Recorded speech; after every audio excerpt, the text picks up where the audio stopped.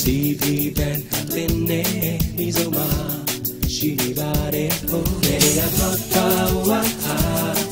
nizoma CV band tinne nizoma shini nizoma CV band shini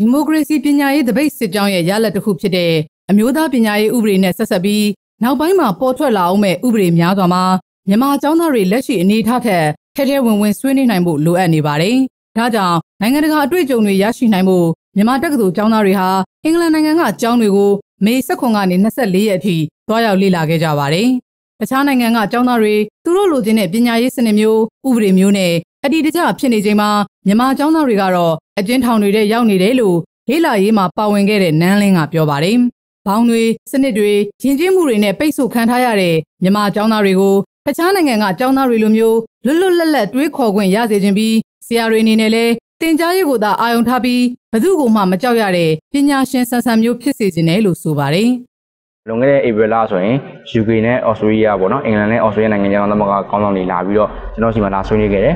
။နောက်ခုကျွန်တော်ကတခါဒီဟောကျွန်တော်သွားပြီးတော့သူတို့နိုင်ငံပညာရေးစနစ်ကြောင်းပို့ပြီးတော့တက်ဝင်လေ့လာဖြစ်ခဲ့တယ်ပေါ့ဟုတ်ကဲ့။မြန်မာနိုင်ငံကျောင်းသားသမဂ္ဂကျောင်းသားတွေဖြစ်တဲ့နန်းလင်း၊ဇေယျလွင်၊ရဲဇာနီနဲ့ချစ်ဝင်းမောင်တို့ကအင်္ဂလန်နိုင်ငံ Oxford University, Nottingham University, Liverpool John Moore University နဲ့ St. Hugh's College တို့ကိုတွားရောက်လေ့လာခဲ့ကြပြီးအင်္ဂလန်နိုင်ငံပညာရေးစနစ်ဘယ်လိုဥပဒေတွေနဲ့လဲပတ်နေတယ်ကျောင်းသားသမဂ္ဂတွေဘယ်လိုရပ်တည်ကြတယ်ဆိုတာတွေကိုလေ့လာခဲ့ကြပါတယ်။ဒီမိုကရေစီဘိုးအေလို့ခေါ်လို့ရတဲ့အင်္ဂလန်နိုင်ငံမှာပညာရေးမူဝါဒအပါအဝင်ကိစ္စတော်တော်များများကိုအစိုးရကဆုံးဖြတ်ပေမဲ့ပြည်သူတွေကချမှတ်ပေးထားတာလို့ဇေယျလွင်ကပြောပါတယ်။မြန်မာပြည်မှာတော့အစိုးရနဲ့ပြည်သူတသားတည်းမဟုတ်သလိုပြည်သူအစိုးရလို့လည်းပြောဖို့ခက်နေတာကြောင့်အစိုးရချမှတ်တဲ့မူဝါဒတွေကိုလူထုကလက်မခံတာလို့ဆိုပါတယ်။အင်္ဂလန်နိုင်ငံပြောတကယ်ဒီမိုကရေစီမှာဘိုးကြီးပါပဲ။ဒီမိုကရေစီကိုသူတို့နိုင်ငံနဲ့စခဲ့တာပါ။သူတို့နိုင်ငံမှာ